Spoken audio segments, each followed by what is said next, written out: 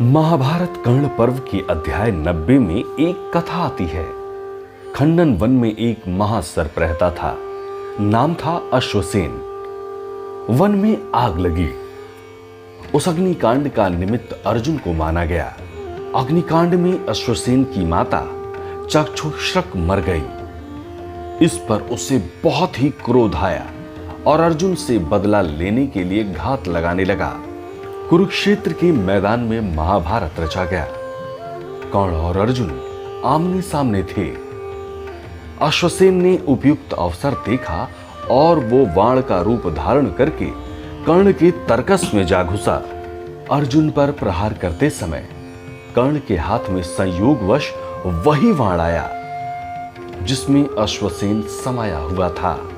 वाण का अटपटापन देखकर शल्य ने कहा, महाभाग, ये वाण कुछ बेतुका सा है। धनुष पर वाण दूसरा चढ़ाओ तो ठीक रहेगा।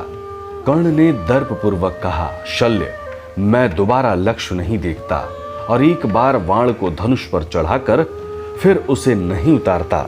ऐसा कहकर उसने धनुष साधा और वाण को लक्ष्य की ओर छोड़ दिया। कृष्ण ने इस महाभयंकर वाण को आते देखकर रथ के घोड़ों को जमीन पर बिठा दिया। सो वाण के प्रहार से अर्जुन का मुकुट भर कटा, उसका शीश बच गया। ऐसे में अश्वसेन का क्रोध शांत ना हुआ। अर्जुन के बच जाने से वो बहुत दुखी हुआ। अब की बार वो अपने असली रूप में कर्ण के पास पहुंचा और बोला, हे महाबली, पिछली बार तुमने मेरा पराक्रम जाने बिना वाण रूप में मुझे असावधानी से छोड़ दिया था, उसी से अर्जुन बच गया। अब की बार तुम ध्यान पूर्वक मुझे छोड़ो, इससे मेरा और तुम्हारा समान रूप से शत्रु अर्जुन निश्चित रूप से मृत्यु के मुख में चला जाएगा। कर्ण ने पूछा, भद्र, तुम कौन हो और किस निमित्त मेरे तरकश में प्रवेश करते हो? अश्वसेन ने कहा, मैं विकराल विषधर महासर्प हूं। अर्जुन ने मेरा देश जलाया है, सो मैं उससे बदला लूंगा। अपने पुरुषार्थ से उसे डस नहीं सका, तो अब मैं तुम्हारी सहायता लेकर अपने शत्रु से प्रतिशोध लेना चाहता हूं। कर्ण ने बड़ा मार्मिक उत्तर दिया और बोली, हे नाग, मैं अपने ही पुरुषार्थ से विजय पाना चाहता हूं।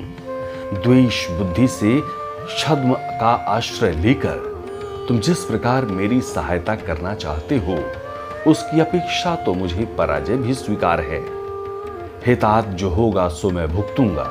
तुम तो सुखपूर्वक अपने घर चले जाओ।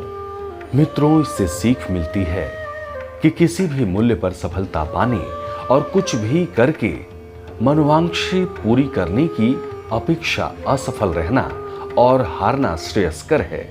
नैतिक मूल्यों का संरक्षण हर हाल में होना ही चाहिए, चाहे अपने स्वार्थों को कितना ही आघात क्यों न लगता हो। सब्सक्राइब करें टोटल भक्ति को।